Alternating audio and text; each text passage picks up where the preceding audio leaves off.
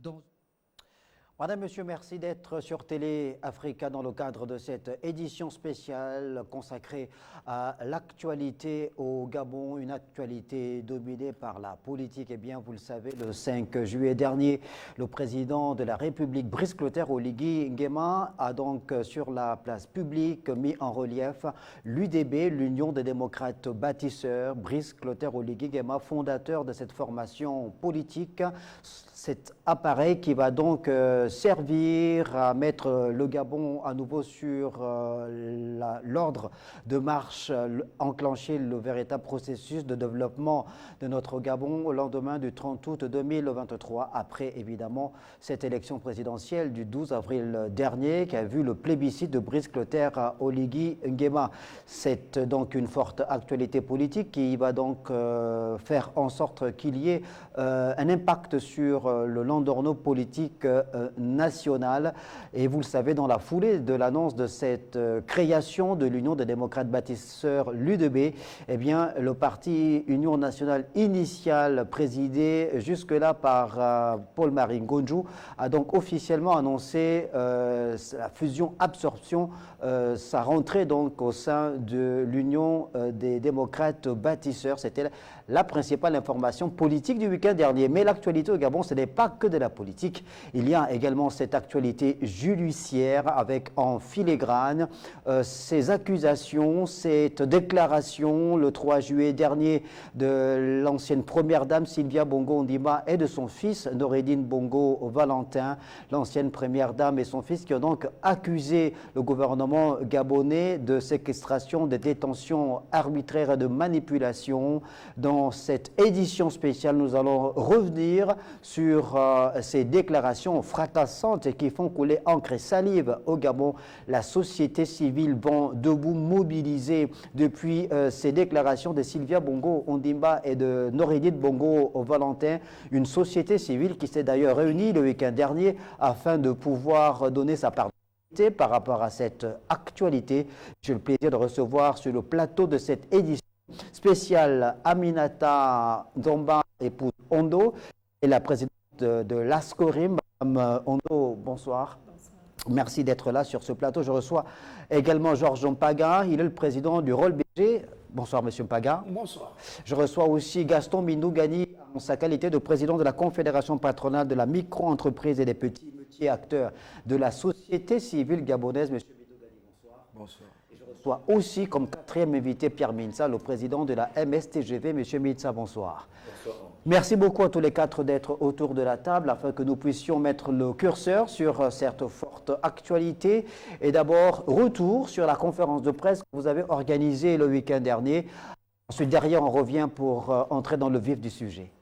Dans une déclaration transcrite ce 3 juillet et devenue virale, Sylvia Bongo Ondimba et son fils Noureddine Bongo Valentin accusent les nouvelles autorités gabonaises de détention arbitraire pendant 20 mois, de violations permanentes des droits humains notamment. Pour la société civile gabonaise, en rupture de bande avec le régime déchu durant les 14 ans de règne d'Ali Bongo Ondimba, cette sortie maladroite de Sylvia Bongo Ondimba et Noureddine Bongo Valentin est un acte de diversion.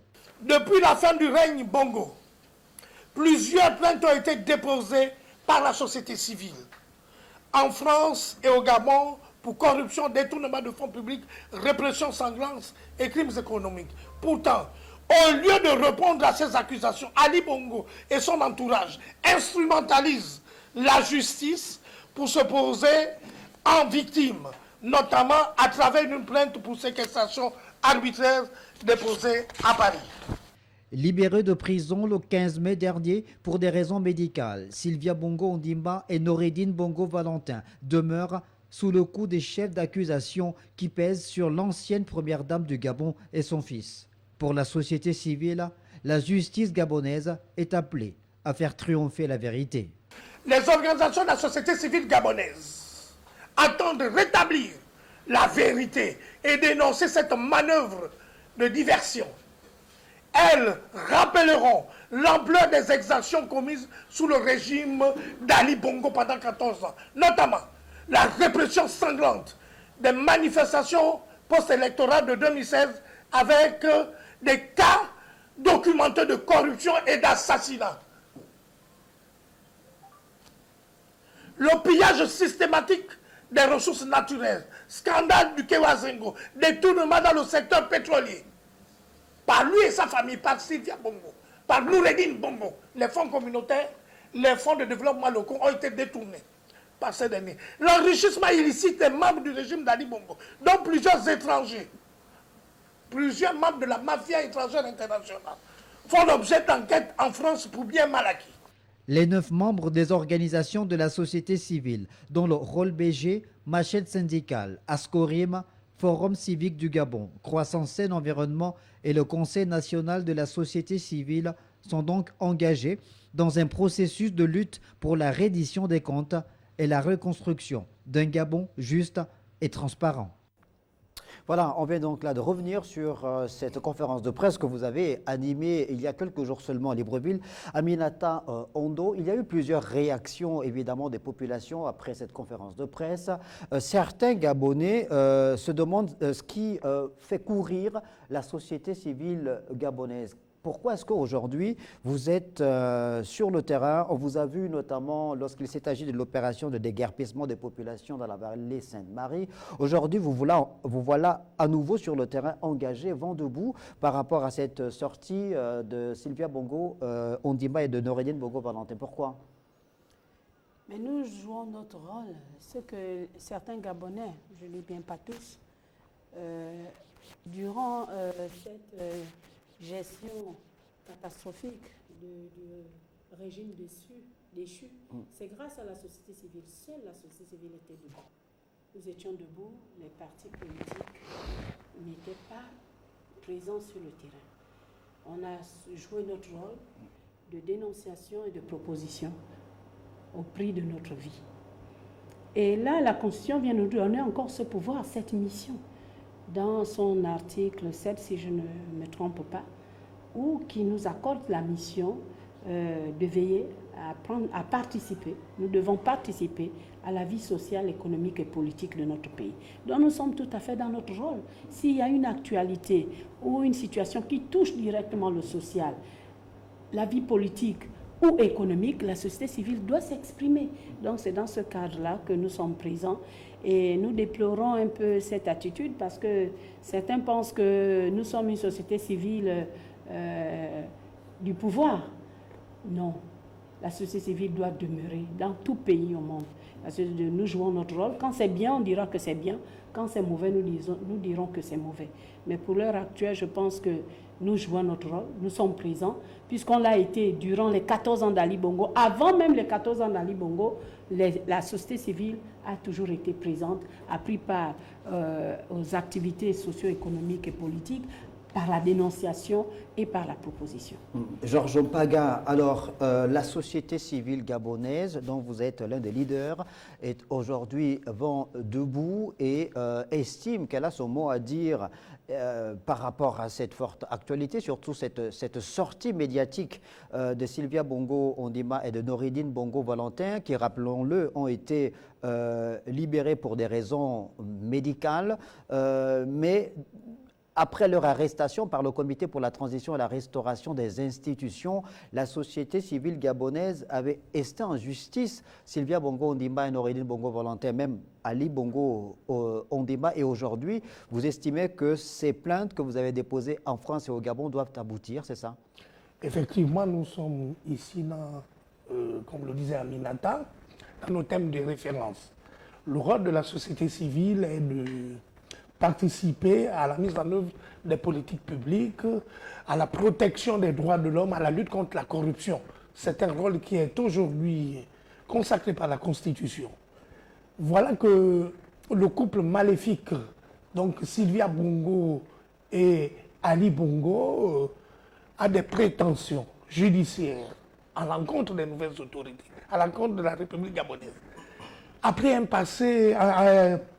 Après 14 années de gestion catastrophique du pays, gestion caractérisée et marquée par des violations massives des droits de l'homme, les événements de 2009 rappellent une répression sanglante à Port-Gentil, avec des disparitions forcées, des exécutions extrajudiciaires qui ont été documentées par la société civile.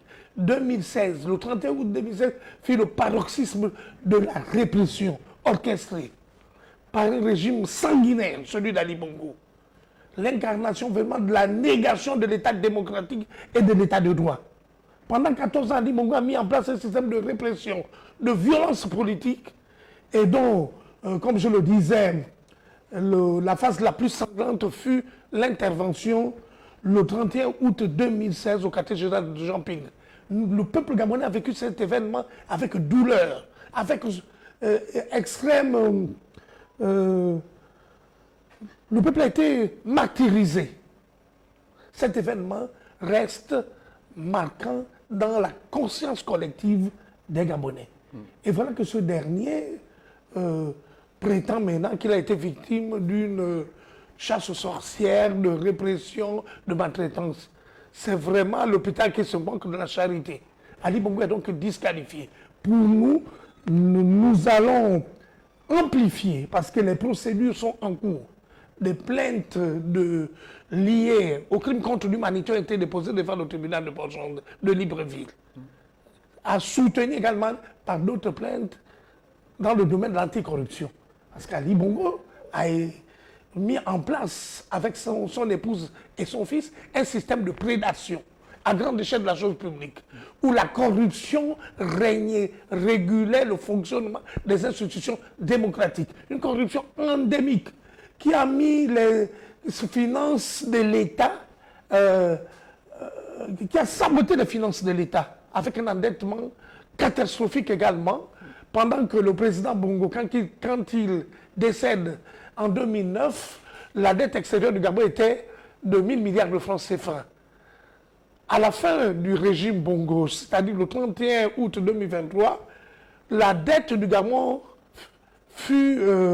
était estimée à 7000 milliards de francs CFA. Donc c'est une gestion catastrophique de la chose publique, avec des détournements de fonds massifs, une gestion chaotique et scabreuse de la chose publique. D'accord. Donc nous avons poursuivi, je termine mon propos, nous avons donc, il existe des procédures judiciaires en cours devant nos tribunaux et des procédures judiciaires dans le domaine vraiment des violations massives des droits de l'homme consécutivement au événement 2007 qui sont pendantes devant les tribunaux français et devant la CPI. Par conséquent, la société civile va réactiver ces procédures. C'est pourquoi nous sommes, en tant que défenseurs de la nation, en tant que défenseurs des droits de l'homme, nous avons décidé vraiment de réactiver, d'impulser une nouvelle dynamique en ce qui concerne vraiment la mobilisation des victimes, en ce qui concerne les procédures. Donc nous irons en France, en Grande-Bretagne et dans tous les paradis fiscaux où ce couple maléfique a eu à planquer l'argent volé au Gabon.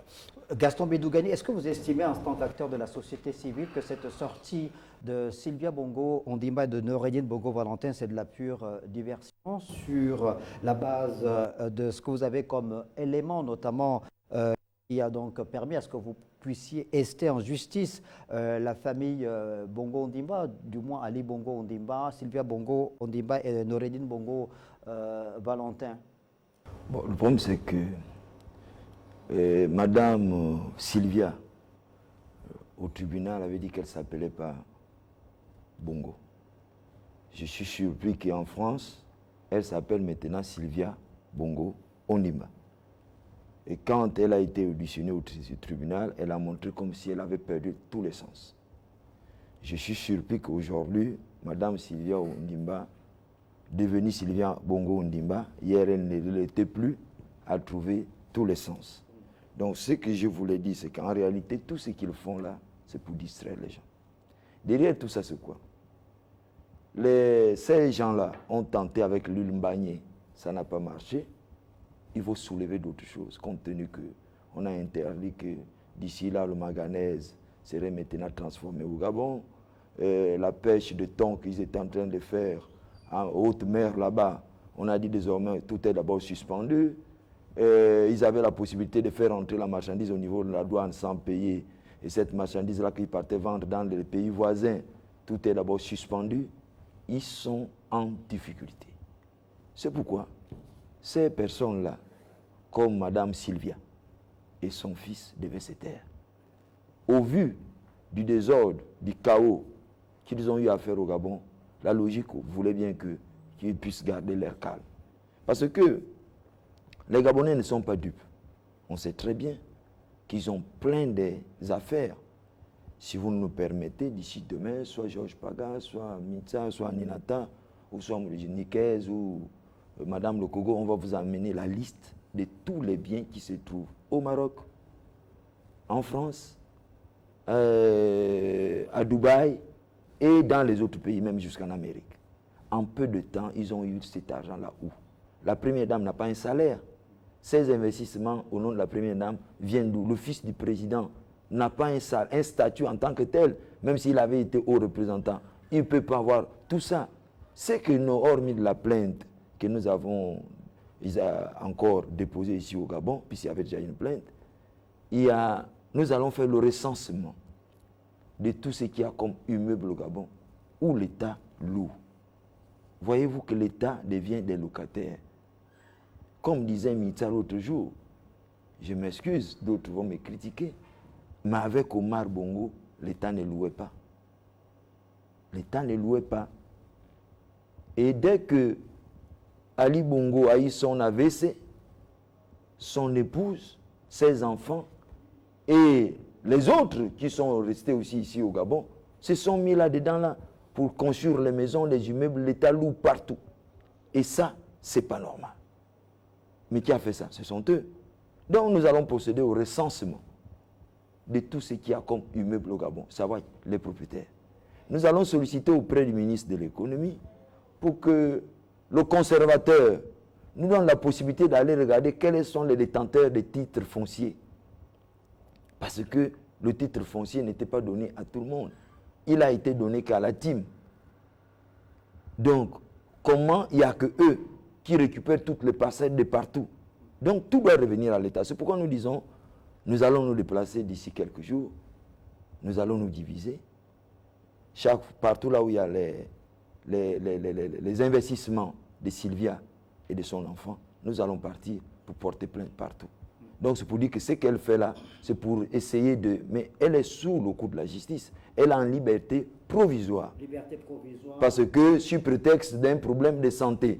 Mais maintenant, ce problème de santé là, comment une personne qui est malade arrive à se déplacer pour aller au tribunal et tout ça là?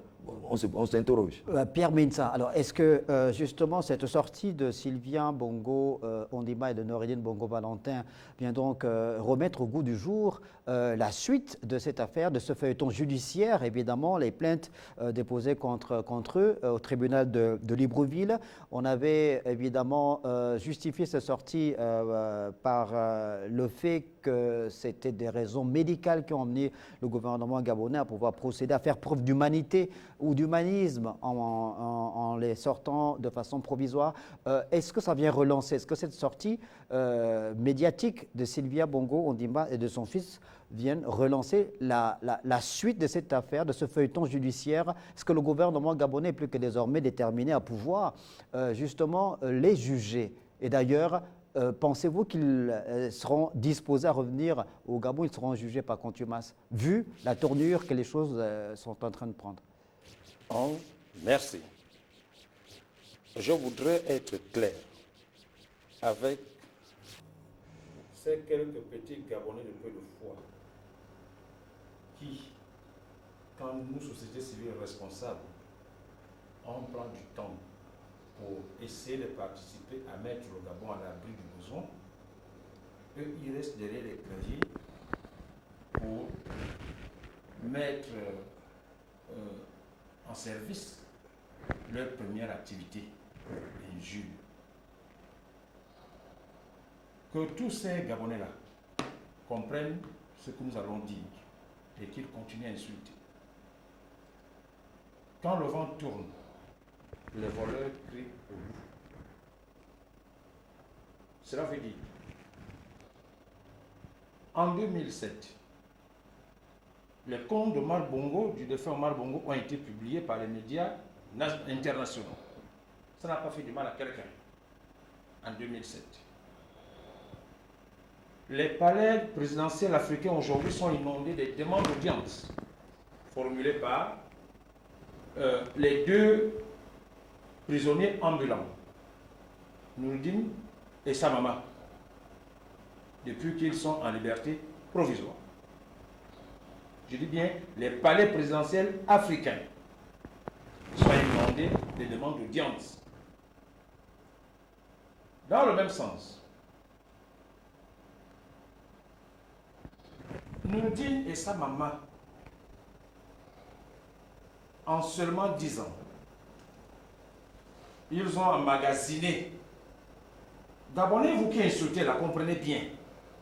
Seulement en 10 ans, 266 milliards. Ça, c'est une petite partie. Seulement en 10 ans, une petite cachette que nous avons trouvée, que les autorités ont trouvée quelque part. Seulement en 10 ans, 266 milliards. Mais vous qui insultez là, ces 266 milliards doivent permettre le développement du Gabon. Ces 266 milliards doivent rentrer dans la création des entreprises pour enfin résoudre le problème lié au chômage. Mais les 266 milliards sont dans les poches de quelqu'un.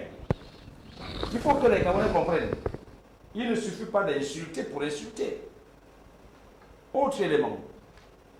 Le procès de ces deux prisonniers ambulants devait se tenir mi-juillet 2025. Nous, quand on parle des choses exactes. Mais ils ont négocié ce procès. Je parle de ces deux prisonniers ambulants. Parce que nous n'avons pas de problème avec Ali. Je vais vous dire pourquoi. C'est même sûr que là où Ali est là-bas, vous savez, ces deux-là avaient déjà pris l'habitude, à chaque fois qu'Ali voulait se réveiller, d'injecter les piqûres et machins pour qu'ils retombent encore dans des situations pas claires. Donc nous, on n'a pas de problème avec Ali. Alors, leur procès devait se tenir mi-juillet 2025. Les gens peuvent vérifier. Ils ont négocié ce procès pour qu'il se tienne en novembre 2025. En attendant la tenue de ce procès, ils commencent à faire tout ce qu'ils sont en train de faire là. Ça veut dire qu'ils ont l'intention de ne pas montrer à la face du monde les choses, les mauvaises choses qu'ils ont pratiquées au Gabon. Vous voyez, les Gabonais doivent comprendre ça. Leur procès devait se tenir mi-juillet 2025. Ils ont négocié pour que le procès se tienne en novembre 2025. Nous ne sommes pas encore arrivés à la date de la tenue de ce procès. Ils commencent à faire des choses de nature à perturber l'ordre public. Mais il y a eu cette diffusion d'une vidéo qui est devenue virale parce que dans la déclaration qui a été faite par Sylvia Bongo Ondimba et de Noureddine Bongo Valentin, ils ont dénoncé les mauvaises conditions de détention, ils ont parlé de torture, de violation des droits humains. Et il y a cette vidéo qui circule aujourd'hui sur les réseaux sociaux. Quelle est votre réaction d'ailleurs par rapport à la publication de cette vidéo qui a été mise sur les réseaux sociaux, notamment par certains compatriotes qui sont à l'étranger et qui se réclament d'être activistes? Vous savez, j'ai dit à l'entame que quand le vent tourne, les voleurs crient au loup. Toutes ces personnes qui s'alignent derrière, ce sont ces personnes-là qui avaient obligatoirement des avantages avec l'ancien régime. Ah oui, il faut le dire. Parce que ces personnes oublient ce que nous sommes en train de dire. Imaginez 266 milliards, ce que ça peut faire. Donc ces personnes avaient des avantages avec l'ancien régime. Monsieur Ange, nous sommes un pays pétrolier. Le défunt Léon Mba, premier président, n'a pas laissé un gisement de pétrole. Omar Bongo a un gisement de pétrole. Ali Bongo est héritier de ce gisement de pétrole. Puisque parfois, Ali Bongo n'était plus aux affaires, le Gabon était géré par son épouse, sinon son ex-épouse et son fils. Ont-ils divorcé? Puisqu'elle avait dit au tribunal qu'elle ne s'appelait pas Bongo Ondimba. Alors, ça veut dire aujourd'hui qu'il faut encore qu'on reparte dans l'Antiquité pour penser aussi à donner un gisement de pétrole à la famille Léamba. Ça veut dire aujourd'hui, il faut revenir à l'actualité pour que les Gabonais aussi pensent à donner un gisement de pétrole à Brice-Clotaire au Liguingema. Vous voyez, les 16% que nous disent, et ça va être détiennent le total, 16%, est-ce que les Gabonais savent ce que ça représente? 16%. Les Gabonais ne savent pas ce que ça représente. Donc, tous ceux-là qui crient là, c'est leur droit de crier, parce que quand vos intérêts sont menacés, vous êtes obligés de défendre les défendables. En tout cas, nous, ici, nos intérêts ne sont pas menacés. Parce que nous n'avons jamais participé à la gestion. D'aucuns estiment que nous sommes une société civile du pouvoir. Que ces gens-là comprennent. Sur ce plateau, Madame Aminata a payé. Monsieur Mundungani a failli se faire arrêter à l'aéroport de Koulamoutou, dans l'ancien régime. Georges Paga a été la prison centrale. J'ai connu toutes les cellules de Libreville. Ma dernière cellule, c'était deux semaines au B2. N'eût été l'intervention du DG de l'époque, colonel Makaga, et de Brice-Clotaire Oligingima à l'époque, commandant en chef de la garde républicaine. Je devais aller directement au Gros Bouquet. Pourquoi? Parce que l'ancien régime avait estimé que Pierre Mintsa n'avait pas le droit de défendre les droits des retraités, oubliant que Pierre Mintsa était un futur retraité. Donc ceux qui parlent, qui disent que nous sommes ceci, mais oui, mais vous, à l'époque, vous ne pouviez pas parler, parce qu'une bouche pleine ne parle pas. D'accord. Aminata Odo, est-ce que vous pensez aujourd'hui, vu la tournure justement de la situation, que ce procès va aboutir, que Sylvia Bongo Ondimba et Noureddine Bongo Valentin vont à nouveau se mettre à la disposition de la justice gabonaise pour être jugés des faits qui leur sont reprochés? Au vu de la tournure de la situation, nous craignons qu'ils ne répondent pas présent. Nous craignons. Mais je pense qu'ils doivent se justifier devant le peuple gabonais. Parce que le peuple, il faut le reconnaître, dès le coup d'état de libération, voulait, le peuple aurait pu rendre justice lui-même. La justice populaire. Oui, par la justice populaire. Fort a été la maîtrise de la situation par les militaires. On devait le faire soi-même. Et d'ailleurs, dans le dialogue, les points inscrits au dialogue national, il y avait cette mise en place d'une commission de vérité et de justice. Et le président de répondre que je suis en transition. Je ne peux pas me permettre pour l'instant de le faire. Mais voilà qu'eux-mêmes, ils ont ouvert la boîte de Pandore. On fait quoi? On doit aller. On doit y aller avec des preuves. Parce que moi, en tant que société civile, j'ai vécu ça dans ma chair. Lorsque les femmes ont été dénudées au Gabon, à Libreville, Sylvia vivait où? Elle était au Gabon. Elle n'a rien dit, elle n'a rien fait. En tant que femme, d'abord, ensuite, femme d'un chef d'État. Elle n'a rien dit, elle a fermé les yeux. Lorsque les femmes accouchaient même le sol, dans les hôpitaux au Gabon, où il manquait même des... Comment on appelle là, on met les bébés là? Les couveuses. On était arrivé à ce niveau où il manquait de couveuses dans tous les hôpitaux. Les berceaux. Des berceaux, les femmes accouchant même le sol, le matin, on vous demande de partir. Les enfants mouraient parce qu'il y avait des malformations, il fallait récupérer. Il manquait partout. Or, en ce temps, Sylvia et son époux volaient l'argent du contribuable. On a repris à donner les médicaments, c'est maintenant. durant la transition, l'un des gestes concernant la santé, c'est d'offrir des médicaments dans les hôpitaux, qui malheureusement, avec les vieilles habitudes, comme on avait laissé faire, les gens se servent de ça. Les vieilles habitudes qu'ils ont inculquées aux populations.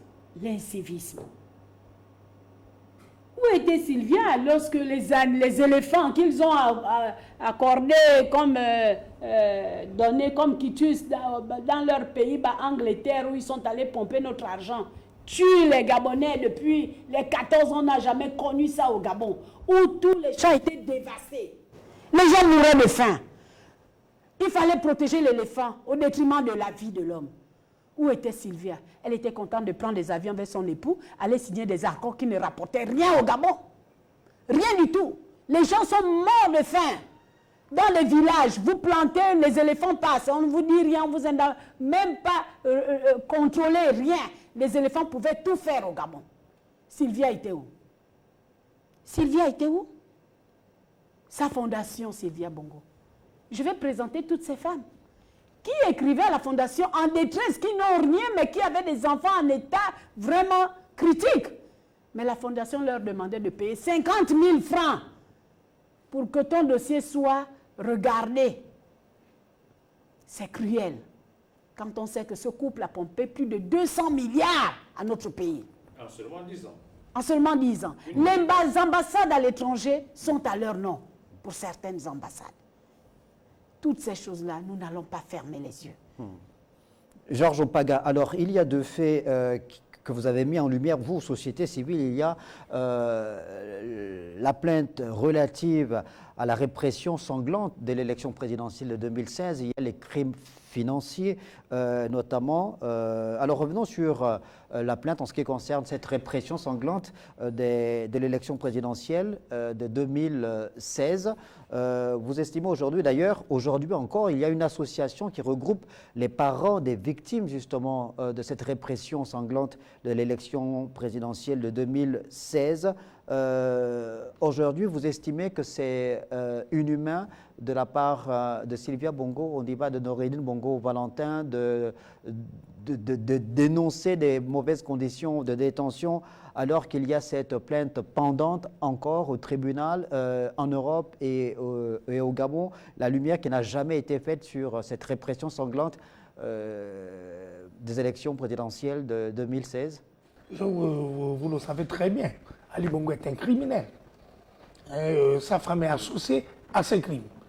L'événement de 2016, le 31 août 2016, fut vraiment emblématique par son ampleur, avec des disparitions forcées, des exécutions extrajudiciaires, des arrestations arbitraires et des violations, je vais dire des viols. Les femmes ont été violées au quartier général de Jamping, des gens ont été enterrés nuitamment. Cette répression a traumatisé le peuple gabonais. Nous, en tant que défenseurs des droits de l'homme, nous avons établi la responsabilité d'Ali Bongo. Parce qu'autour du quartier général de Jamping, dans la nuit du 31 août 2016, Ali Bongo était présent. Il était présent, il a personnellement supervisé la répression. Il a personnellement donné des ordres pour exécuter, pour attaquer un immeuble où se trouvaient plus de 1500 personnes. Il y avait à l'intérieur 1500 personnes. Votre humble serviteur Georges Opaga a géré ce dossier en tant que responsable des organisations de défense des droits de l'homme. J'ai travaillé avec Amnesty International pour documenter ces faits. J'ai travaillé avec le Haut Commissariat des Nations Unies aux droits de l'homme, avec la CPI, avec l'Union européenne. J'ai été moi-même personnellement au bureau le 5 avril 2017, reçu par le procureur de la Cour pénale internationale pendant 5 heures.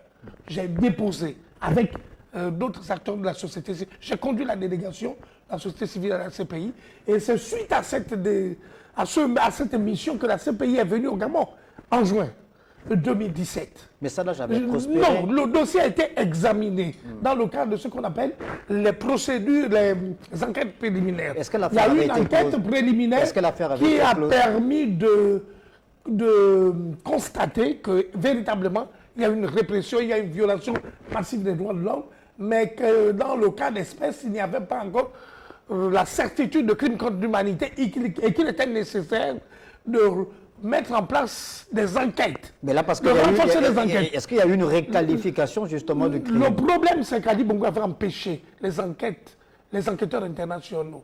Le gouvernement d'Ali Bongo avait refusé systématiquement que les missions d'enquête du Haut Commissariat des Nations Unies et de l'Union européenne viennent mener des investigations. Donc il est aujourd'hui question de relancer, parce qu'il n'y a pas de prescription pour les crimes contre l'humanité, pour la répression. Parce que nous avons poursuivi Ali Bongo dans le cadre du statut de Rome qui régit la mise en place de la Cour pénale internationale. Actuellement, le dossier d'Ali Bongo est pendant à la Cour pénale internationale. Le dossier n'a pas été clos. Le dossier est pendant. Il appartient à la société civile, comme nous allons le faire, de relancer. Il appartient à la société civile de mettre en place le dispositif d'enquête, le dispositif de témoignage pour recueillir les informations complémentaires permettant vraiment à la justice internationale d'agir, mais aussi à la justice gabonaise. Parce que la justice, durant le régime Bongo, était sous le contrôle politique du régime. Je n'ai pas terminé. Le régime avait contrôlé avait empêché l'institution judiciaire de jouer son travail. Donc maintenant que nous sommes dans un système démocratique et libre, où la justice est totalement indépendante, nous allons donc relancer les procédures cette semaine. Georges Paga, alors sur ce dossier précisément, ce qui concerne cette répression après la proclamation des résultats de l'élection présidentielle de 2016, on avait une société civile gabonaise dans sa globalité qui faisait corps, qui était plus ou moins unique, qui était sur la même longueur d'onde, que ce soit sur le plan national comme à l'international. Alors là, aujourd'hui, on constate qu'il y a quelques acteurs, je ne sais pas s'ils sont de la société civile, en tout cas au niveau de la diaspora. C'est qui? Christian Rekula, c'est un ancien collaborateur de Sylvia Bongo. C'est un ancien collaborateur d'Ali Bongo et de sa fille. Il a travaillé pour le régime. Il a travaillé à la presse présidentielle parce qu'il a été floué là-bas, qui s'est reconverti en acteur de la société civile. C'est quelqu'un de malhonnête. C'est quelqu'un de très très malhonnête. Maintenant, Christian Rekula n'est pas reconnaissant. Non, mais il n'est pas le seul. C'est un fuyard. Il n'est pas le seul. Il a fui. Il avait émis des fausses accusations. Il est habitué parce que lui, il mène une cabale contre nous. Oui, ce qu'on a envie de comprendre, c'est que... moi, je veux vous dire sur ce Attendez, vous parlez de Christian Rekula, mais il n'est pas le seul. Il y a d'autres acteurs. Le premier, c'est lui. Il y a d'autres activistes. Les autres ne connaissent pas les dossiers des crimes commis par Ali Bongo parce qu'ils n'ont pas travaillé sur le terrain. C'est nous qui avons réuni l'ensemble des éléments. C'est nous qui connaissons les dossiers, qui sommes les experts en matière de défense des droits de l'homme. C'est des affabulateurs, c'est des gens qui diffusent des fausses informations. C'est des spécialistes de la désinformation. Mais justement, la question que j'ai envie de vous poser à tous les quatre, c'est que sur ce point, je reviens sur le point relatif à la répression sanglante après la proclamation des élections de 2016, alors que toute la société civile gabonaise et même les activistes faisaient cause commune. Aujourd'hui, il y a quelques-uns qui semblent faire machine arrière. Ils sont minoritaires. Comment on peut expliquer cette nouvelle posture qu'ils adoptent sur ce cas-là, par exemple? Moi, ce que je veux dire, moi je l'ai dit, il s'agit ici de personnes qui ont... Le cas le plus emblématique, c'est celui de Bernard Christian Rekula, qui a fui le Gabon. Et quand il a fui le Gabon, c'est Georges Paga qui a signé. Pendant le régime d'Ali Bongo, il avait attaqué M. Yalanzel à la suite de fausses informations. M. Gabin Yalanzel avait porté plainte contre ce dernier. Alors, il a manipulé, il nous a tous manipulés en disant qu'il était victime d'une persécution politique. Nous l'avons aidé à sortir du pays. Moi, personnellement, je l'ai aidé à avoir $10 000 de la communauté des défenseurs des droits de l'homme au niveau international. C'est moi qui ai permis qu'on lui signe le chèque. Parce que j'ai validé sa demande, Marcona et moi. Mais aujourd'hui, il se transforme en, en propagandiste, en propageant des mauvaises informations. Il est spécialiste de la désinformation. Il nous attaque, il nous insulte. Il instrumentalise les réseaux sociaux aux fins de défendre l'indéfendable, comme l'a dit mon collègue Minsa. Il a travaillé pour le régime. C'est un support du régime déchu. Christian Bernard Récoula est disqualifié, c'est quelqu'un que nous avons aidé. C'est un ingrat. Il est allé voir le président Oligui, il voulait faire nommer les membres de sa famille parce que le président Oligui a refusé. Mais on le connaît sur le terrain. Et il s'est mis à insulter le chef de l'État. C'est quelqu'un qui est malhonnête. Georges Opaga, c'est quelqu'un qui n'est pas crédible. On le connaît sur le terrain maintenant. Certaines actions de sensibilisation. Non, ce n'est pas ça l'objet de l'émission. N'est pas crédible, c'est un faussaire. Bon, c'est quelqu'un que nous avons aidé à venir dans la société civile et qui se transforme aujourd'hui en activiste alors qu'il n'est même pas activiste. C'est un fuyard. C'est votre point de vue. Il a fui le régime pendant que nous étions au Gabon. Ce n'est pas l'objet de l'émission. On l'a vu sur mais il faut que je clarifie cette situation. Il a été sur le terrain politique avec vous aussi, à vos côtés, en défendant certaines causes. Nous l'avons coopté, c'est nous qui l'avons coopté. C'est Marcona et moi qui l'avons coopté. Je suis surpris de cette posture de certains membres, je ne dis pas tous, parce que ceux qui ont été dans le combat avec nous, on les connaît. Oana Winche, je ne sais pas si je lis bien le nom, je ne le connais pas. Vraiment, je ne le connais pas. Et moi, depuis mon engagement dans la société civile, j'ai toujours dénoncé. Ils estiment que vous êtes une société civile de service. Oui, en plus de ça, que moi je suis une manipulatrice. Je ne l'ai jamais été. J'ai milité pour les biens mal acquis sur le terrain avec le défunt Grégory Ngouaminsa jusqu'à sa mort. Et nous avons repris le flambeau pour réclamer les biens du Gabon qui sont à l'extérieur du pays. Je l'ai fait. Je ne l'ai pas vu à mes côtés. Je ne le connais même ni de près ni de loin. Je me bats pour les hôpitaux, pour que nous ayons des soins de santé de qualité. J'ai sauvé des vies des Gabonais. Là, ce matin, je me réjouis que la jeune fille qui a subi des sévices à Gamba, où une matrone a pris les ciseaux pour déchirer son périnée, va prendre l'avion tout à l'heure pour aller tenter d'avoir des soins. Ce n'est pas une fille de ma province, ni de mon ethnie. Je l'ai fait à plusieurs Gabonais. J'ai les statistiques. Depuis plus de 20 ans, je suis sur le terrain sans arrêt pour me battre pour que chacun de nous, y compris le président de la République, qu'on puisse nous soigner dans nos hôpitaux. Donc, quand on dit aux gens des choses aussi graves, moi, ça me désole. Parce que quand on aime son pays, à un moment, il faut jouer franc jeu. Peut-être qu'ils dénoncent qu'ils estiment une trop grande proximité entre vous et le pouvoir actuel à Libreville. Non, mais Gaston Milongani. Moi, j'ai dit que Gaston Milongani est une marque. Je me suis fait fabriquer seul. Je ne dois ce que je suis qu'à Dieu, à mon père et à ma mère.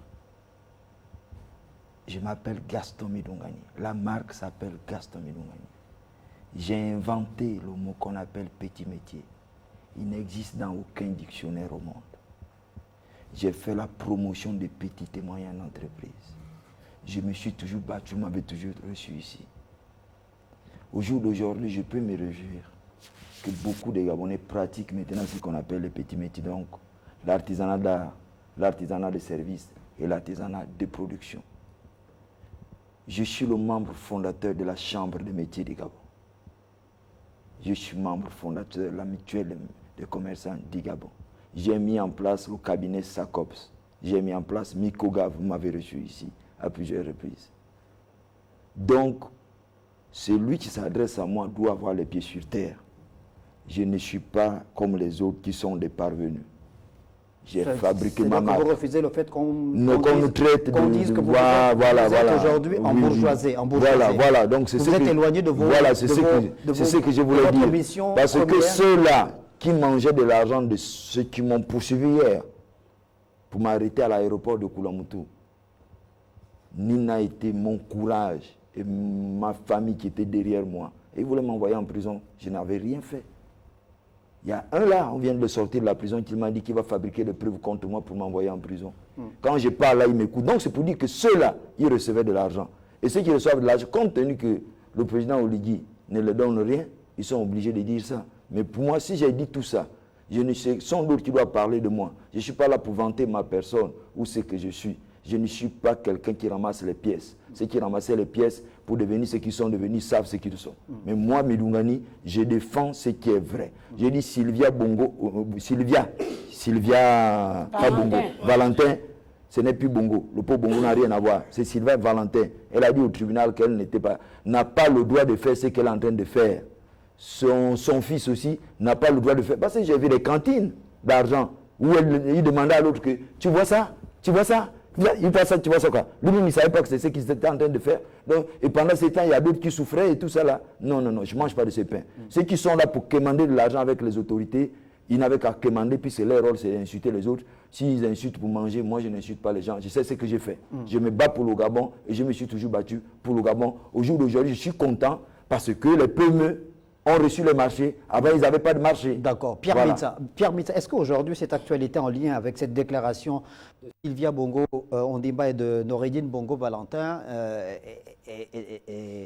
cette actualité n'est pas une occasion favorable pour replacer une fois de plus la justice gabonaise au cœur des nouveaux défis en termes d'indépendance de la justice, parce qu'il y en a qui estiment que cette affaire est plutôt une affaire politique plutôt qu'une affaire judiciaire. Est-ce qu'il y a une manipulation de l'opinion également à ce niveau-là? Parce que lorsque Sylvia Bongo Ondimba et Noureddine Bongo Valentin ont été libérés, on a estimé qu'il y avait une forme de collision entre Brice Clotaire Oligui Nguema et la famille Bongo, que le pouvoir actuel aurait œuvré dans l'ombre pour faciliter la sortie de Sylvia Bongo Ondimba et de Noureddine Bongo Valentin.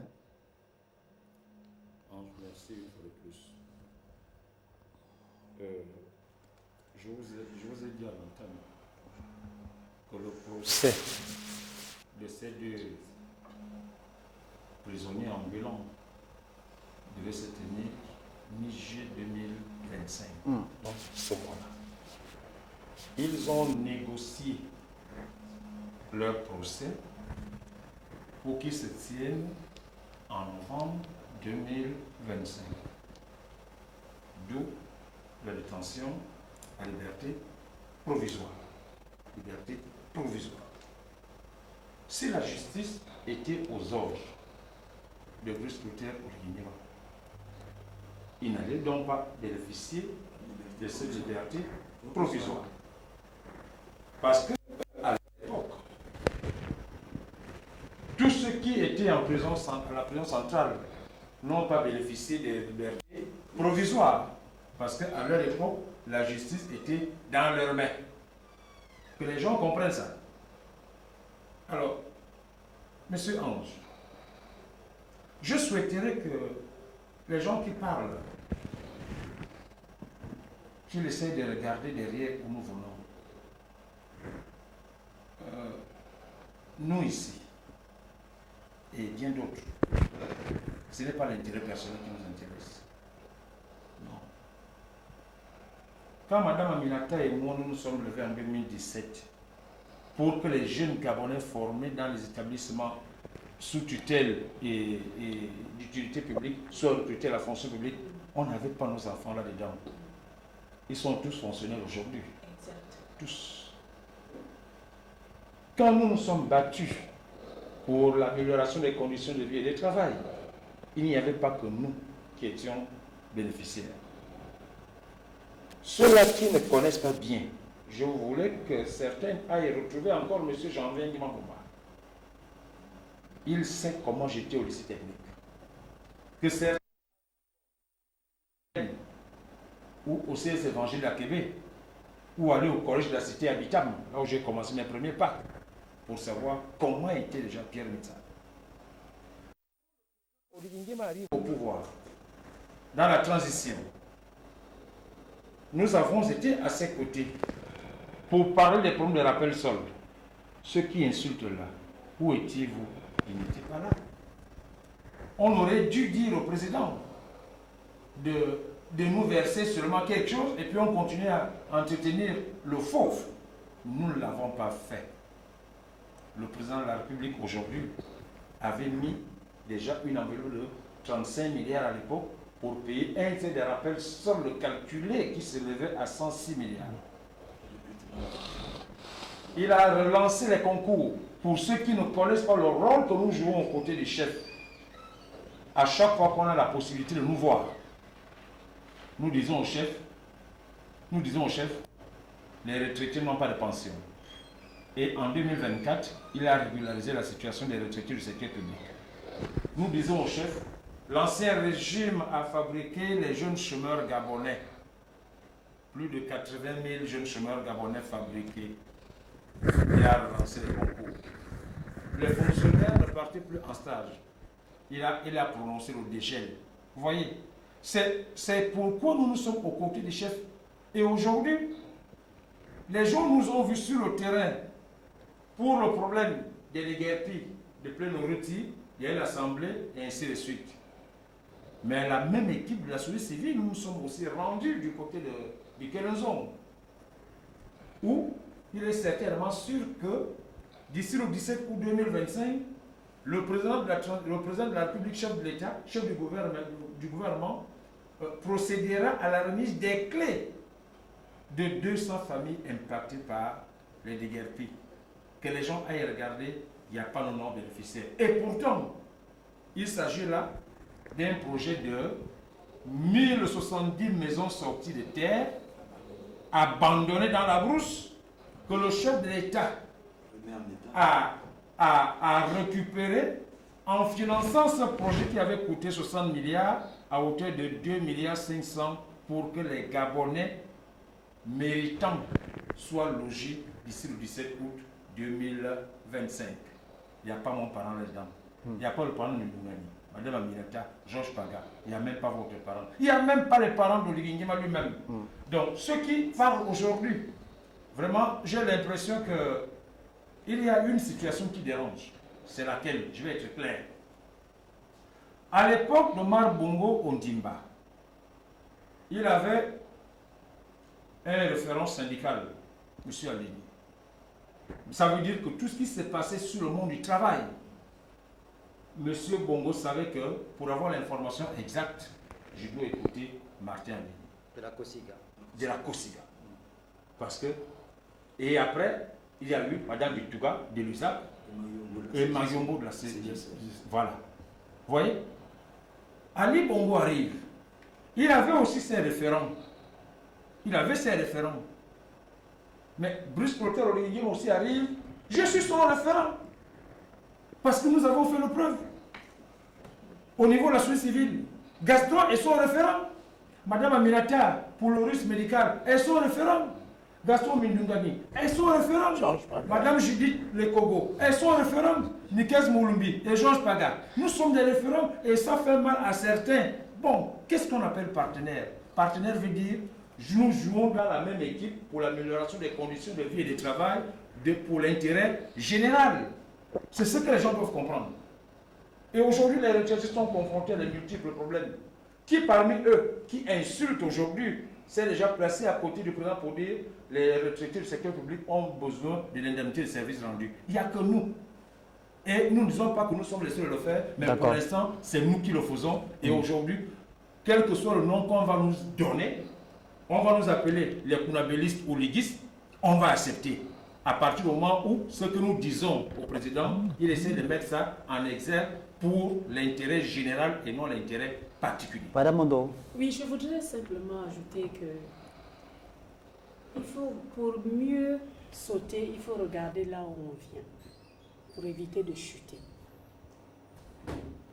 Moi, je me rappelle des Gabonais qui sont morts par éboulement au PK7. Tout un quartier. Toute une nuit, la vie des Gabonais a été bouleversée par ce choc. Parce qu'ils habitaient des endroits où il ne fallait pas. Où était Sylvia, qui arrive après avec son mari, on ne sait pas si c'est un sosie, parce que quand on regarde la rue là, comment quelqu'un qui boitait, comme Ali là, qu'on nous a présenté là, pouvait accéder là-bas. C'est pas possible. Et Sylvia était là. Avec son mari. Avec son mari et son gouvernement. J'étais de la société civile, parce que si moi j'ai été, c'est Mindungani et autres, parce que nous étions des porte-voix, des sans-voix. J'arrive à 16h, les gens sont morts depuis 4h du matin. Les Gabonais sont tristes. Je dis, vous êtes tristes, pourquoi? L'État vous doit ça. Les gens sont morts, il n'y a aucun secouriste. Ceux qui sont arrivés étaient épuisés, ils sont partis. Ils ont abandonné des corps sur la terre. J'arrive, j'ai fait un live directement. J'aurais pu dire, est-ce que je suis la seule Gabonaise ou est-ce qu'il y a mon parent sur cette terre-là pour parler? Je l'ai fait, j'ai pris le risque de ma vie. Et c'est le lendemain que le gouvernement, parce qu'ils n'ont même pas adressé des condoléances. Sylvia qui s'est pointée là-bas au 7, même pas des condoléances aux familles qui étaient attristées. Je me rappelle de ces juges qui étaient confrontés à la pauvre Aminata, lorsqu'on avait bastonné les femmes au carrefour SNI pour défendre les intérêts d'Ali Bongo. Un maire élu, elle a fait bastonner toutes ces femmes-là, brûler leurs marchandises. Cette plainte se trouve au cabinet de Maître Yann. On a porté plainte. Mais malheureusement, cette justice est comme elle est. On a porté plainte. Ces femmes ont été arrêtées, certaines en pagne nue, certaines des robes déchirées. Voir leurs marchandises, c'est leur vie qui est partie en fumée comme ça. Quelques heures, c'était même un acte criminel puisqu'ils ont fait ça dans la nuit pour qu'elles ne puissent même pas sauver un légume ou un tubercule de leurs produits. Elles se sont retrouvées au commissariat jusqu'au soir. Et Madame le maire arrive d'Ovendo pour défendre les intérêts de Sylvia Bongo. Sous l'ancien régime. Sous l'ancien régime. C'était sous l'ancien régime. Et moi, j'arrive pour défendre ces pauvres femmes. Qui habitent Ovendo? Moi, j'habite Libreville. Et là-dedans, on me dit ceci. Madame, vous êtes fonctionnaire de la communication. Qu'est-ce que vous avez à défendre des pauvres femmes qui vendent au marché? C'est la même chose qu'ils nous ont dit pour les dossiers des retraités. N'est-ce pas? Qu'est-ce que vous avez à faire des juges? J'ai dit ce sont des Gabonaises de 1 et ce sont des indignés. J'ai porté le flambeau des indignés. Je n'avais pas l'autorisation de ceux-là qui nous insultent aujourd'hui pour défendre les droits de nos populations. Donc le Gabon, c'est nous tous. Je ne veux pas ici perdre l'espoir que ce qui nous réunit, c'est le Gabon. Et lorsque le Gabon est attaqué, chaque Gabonais doit pouvoir mettre de côté. Et ça, je me rappelle, le Premier ministre sortant qui m'appelle pour me dire pourquoi vous êtes alarmiste. Il se souviendra de cette phrase-là. Le Premier ministre de l'époque, de Ali, qui m'appelle me dit pourquoi je suis alarmiste. Et moi de lui dire, est-ce que je dois demander votre autorisation pour que j'aille défendre les Gabonais qui sont en détresse? D'accord. Georges Paga. Vous avez oublié notre appel à la présence quand on voulait se faire, ils voulaient nous nommer. Oui. Vous avez oublié? Oui, nos catégories et tout ça. Oui, on nous a appelé à la présence. Nous nous sommes rendus là-bas, Madame Aminata et moi, on était dans son véhicule, l'ancien régime. Bon, vous faites trop de bruit, on estime qu'il est temps maintenant pour vous d'être nommés. Nous avons catégoriquement refusé. J'étais avec Madame Aminata. Ceux-là qui nous ont proposé cela, ça, ils sont vivants. Je pense qu'on va revenir au sujet. Oui. On va revenir au sujet. Le sujet qui nous réunit ici, c'est un sujet important. Restons dans le sujet. Le sujet, c'est les crimes, c'est la posture d'Ali Bongo, qui se permet qui se voit comme étant une victime. Je veux dire la famille d'Ali Bongo, Sylvia Noureddine, qui ont entrepris pendant leur règne à institutionnaliser la répression à la prison centrale de Libreville. Je peux vous citer plusieurs victimes de ce régime. Nous avons Brice Clotaire Alianga. Non. C'est une victime. Brice Lacruche Alianga. Brice Lacruche Alianga. Oui. Nous avons Bertrand Zibi Abégué. Nous avons Landry Washington. Nous avons Bouloubeka. Bouloubeka qui a été froidement assassiné. Les crimes rituels. Nous avons les crimes rituels. Il y a des preuves. Les nombreux crimes rituels qui ont été orchestrés par les partisans de ce régime, par les ministres de ce régime, par les détenteurs de l'autorité de ce régime, par le système mis en place par Ali Bongo. La prison centrale a servi à assassiner les gens le 31 août 2016.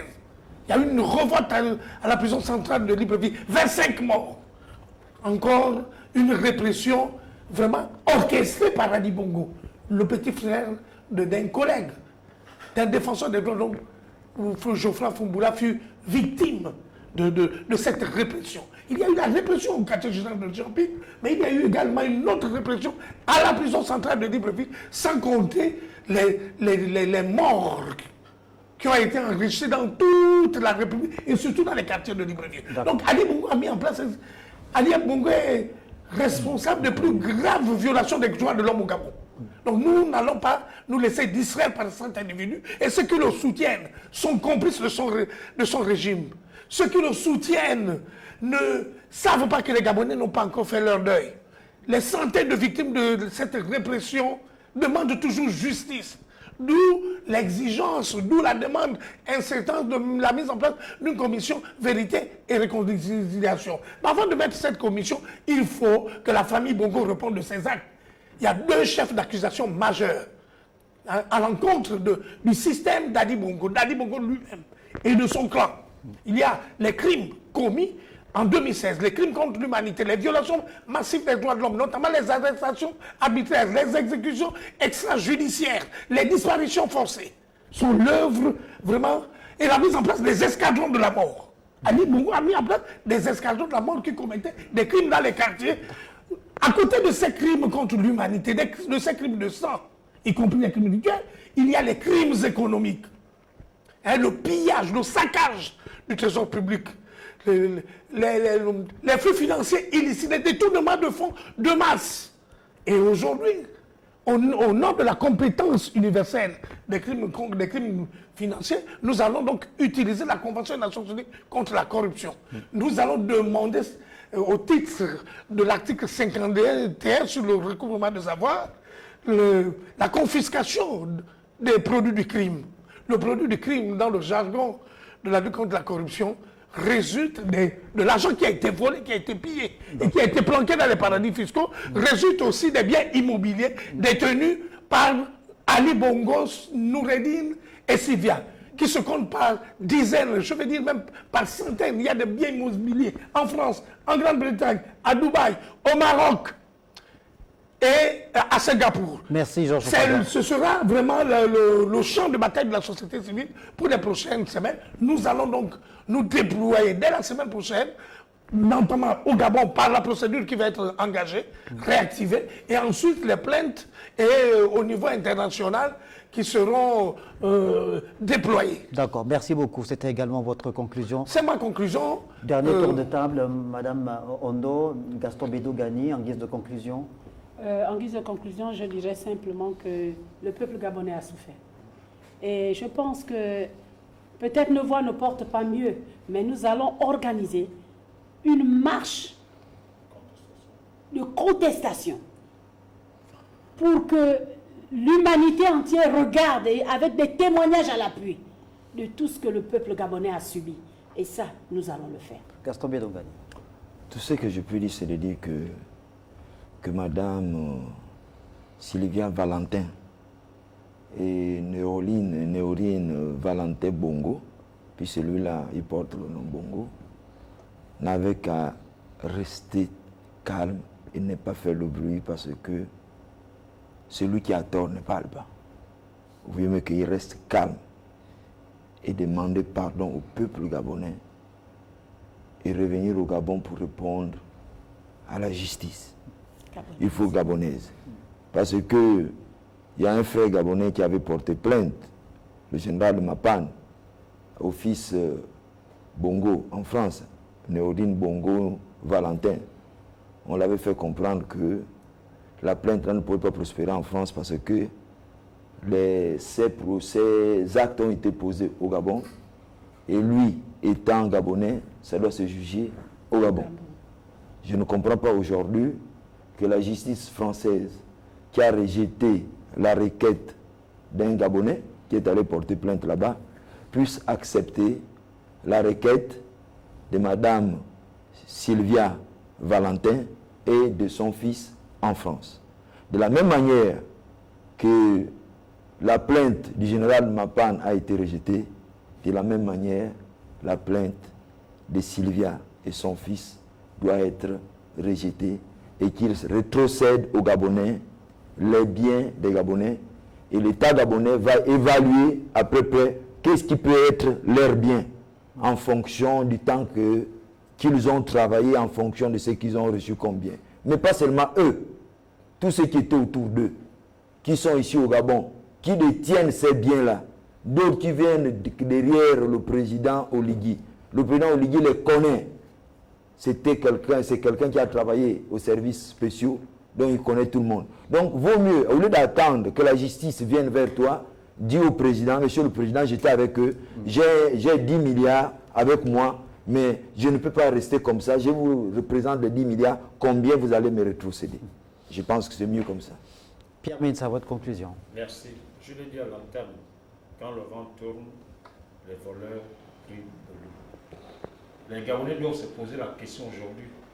Pourquoi les palais présidentiels africains sont inondés de demandes d'audience, inondés de Bongo et de sa mère?